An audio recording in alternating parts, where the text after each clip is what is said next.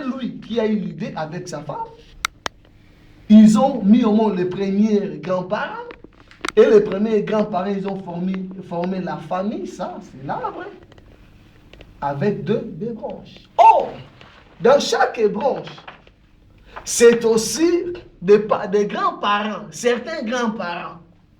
Parce que dans chaque branche, il y a des sarments qui sortent par-ci, par-là.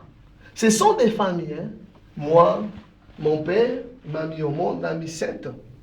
Moi, j'ai fait ma famille, c'est une branche qui est sortie de moi. Mes enfants vont faire leur famille, ce sont des branches qui continuent. Est-ce que vous me comprenez?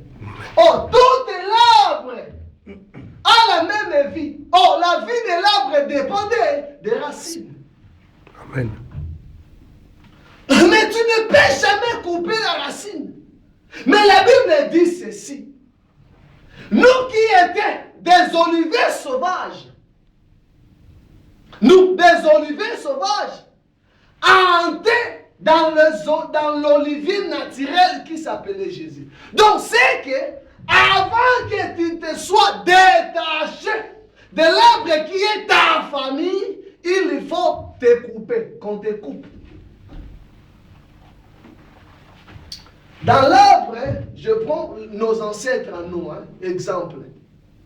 Mon arrière-grand-parent, il fut un grand magicien. Grand magicien. Or, quand il est grand magicien, il a vendu toute notre famille dans de magie. Hein? Or, le sang qui coule, les sèves là, ce sont les sangs.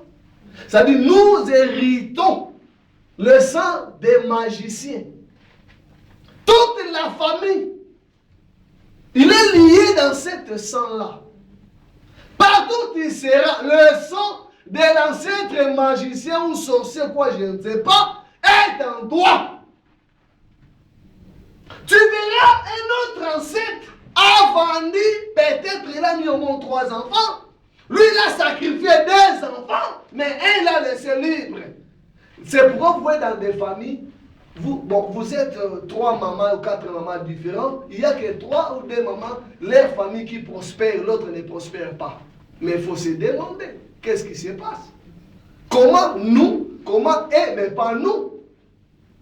Il y a d'autres familles qui sont sacrifiées, ils ne vont pas aller de là en avant. Non parce que tu as voulu, mais parce que les ancêtres ont déjà dit et préparé ça. C'est là plutôt. Vous êtes sacrifiés avant de venir au monde.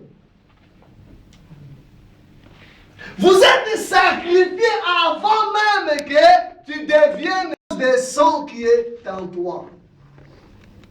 Beaucoup d'efforts, il n'y a rien qui se passe. Cette famille-là, les problèmes, ils ne vont jamais marier seulement leurs enfants. Ils auront des enfants hors de mariage. Et leur vie ne se finira pas dans le mariage. Ce sont des choses qui arrivent dans nos familles. À cause de ces hommes, toute la famille est détruite. Je vais donner l'exemple. Dieu dit à Israël, va dans le Canaan. Mais avant d'aller, vous allez passer dans une ville appelée Jéricho. Détruisez Jéricho. Ne prenez absolument rien. Mais la Bible dit, quand un homme seul a pris des lingots, a pris des manteaux, et toute l'Israël était soumise à la perte des hommes dans la guerre à cause d'Akan. À cause de ces hommes, toute la famille peut être exterminée. À cause de ces hommes, toute la famille peut souffrir. À cause de ces hommes, toute la famille peut être maudite.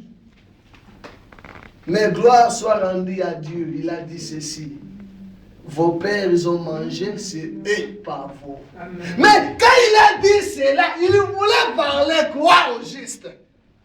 Seulement les gens qui ne vivent pas dans leur famille.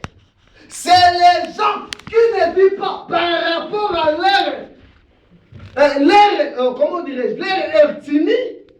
C'est les gens qui pas par rapport à leur pays.